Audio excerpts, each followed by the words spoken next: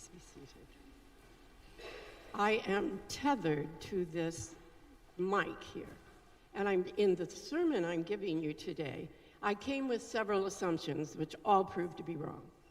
First of all, I figured it was going to be raining very hard. That would influence how many people came. It would be super hot, and we know that our church doesn't have any windows that open. And I forgot what the third one was, but it was probably wrong also.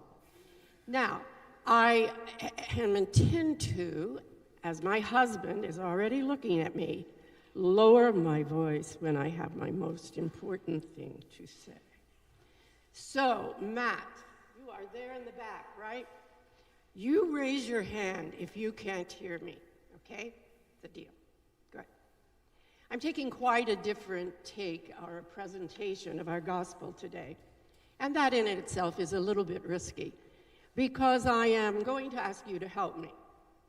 And you will be thinking with us, and we'll be working through this wonderful story together.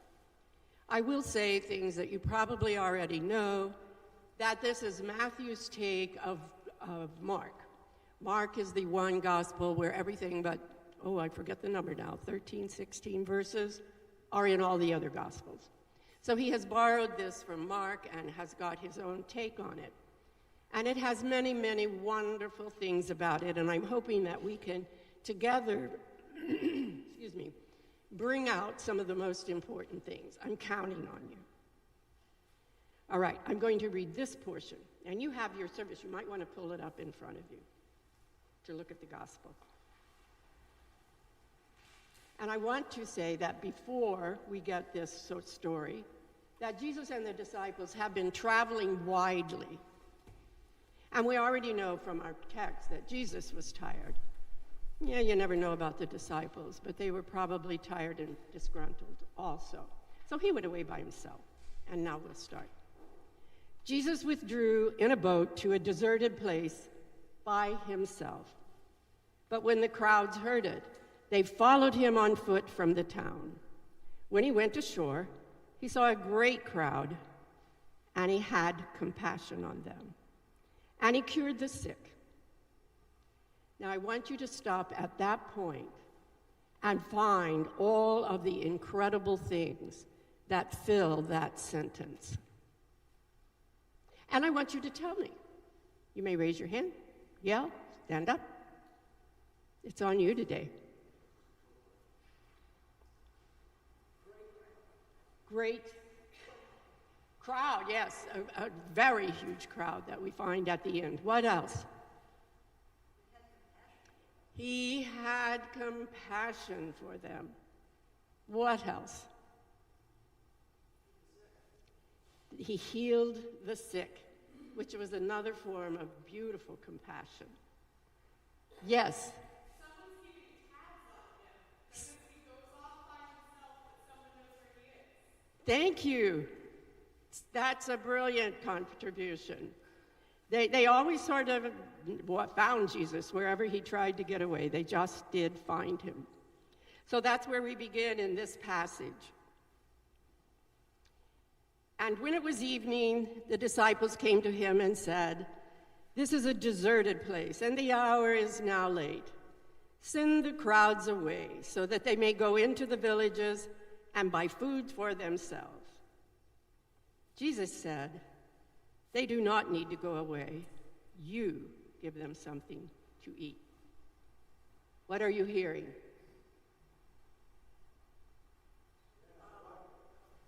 He figured out that if they have to go back to the village, and this happens in so many things, some won't come back.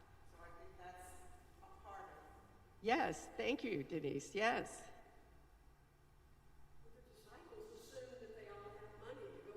That's right. Thank you. It's sort of fun, isn't it, to look at the words behind what we're reading and saying, what's really going on here? Anything else? Yes, Awo.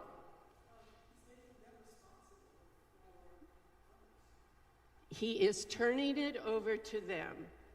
He is making them responsible for the needs of the great crowd.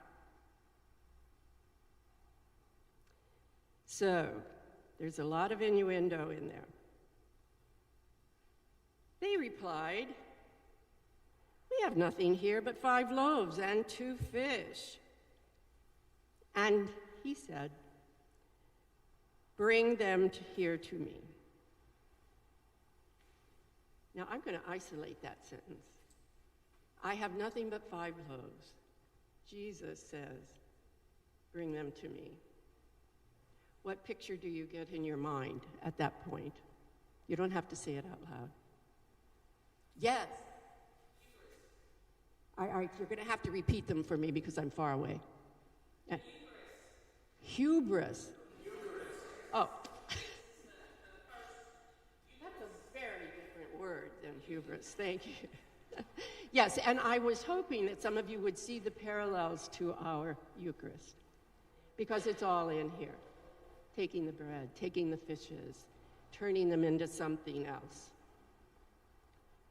And when he said, "Bring them to me," he then ordered the crowds to sit down on the grass.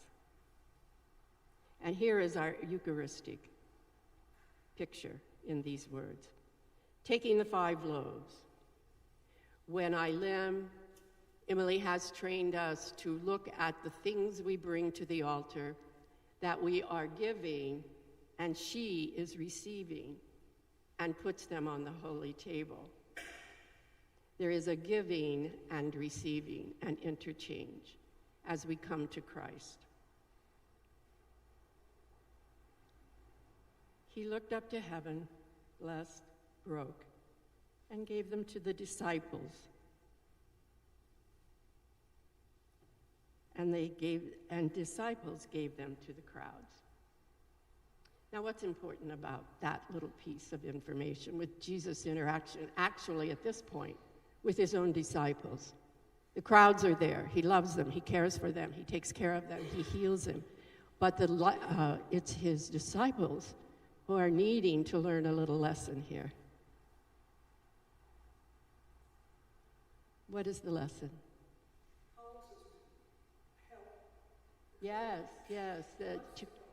Yes, to put first the needs of the people ahead of their own. Anything else?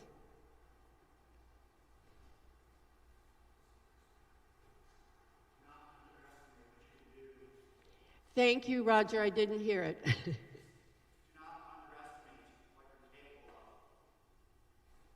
Could somebody closer to him? Do not underestimate what we are capable of. Yes, thank you. You all are bringing the heart of this to light. And I didn't want you to tell you. I wanted you to see these words, live in them, and then take them on yourself. Because we too now are in the presence of Jesus at the feeding on the crowd of the shore. And all of the things that are happening to the disciples should be happening to us in our life with Jesus. So we need to take the lessons out of this and carry them home with us and think about the implications. All right. And it begins with and I can tell you that's straight out of Mark. Mark starts about every sentence with and. So, and all ate and were filled. Take that in. And they took up what was left over of the broken pieces, 12 baskets full. So before we go to the counting, what are we going to do with those few sentences? What do you derive from that? There was enough. More than enough. Yes, Mary Graham. Arguably enough for the whole nation, 12 baskets for the 12 tribes of Israel. Thank you. Yes, there are a lot of things in here, and I'm only pulling out a few of them. Thank you for that. Very symbolic.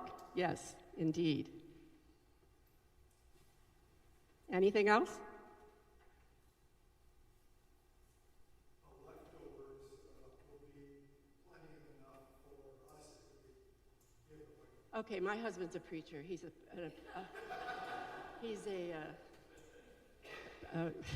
can't even think of the word. Anyway, thank you. That's good. And so here we go with the numbers and all that. And again, those who ate were about 5,000 men, besides women and children. Yeah, what can we do? There it is, and there it is. So I can't give you a lot of information about why they delineated it that way. But what we know is this crowd is huge. Huge. Huge. The women and the children all ate and were filled. And they took up leftover of the broken pieces, 12 baskets full. What is the theme of this passage? What's the big point?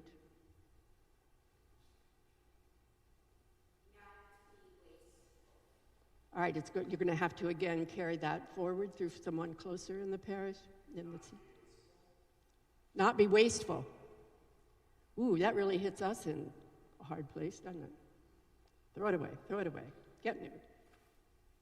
Anything else? There is bounty in God's love. Yes. Again, I didn't hear you. Go ahead. Always enough. Now's the point where we find something in this to take home. And I would think it's quite possible that each of you would have found a different place that struck you.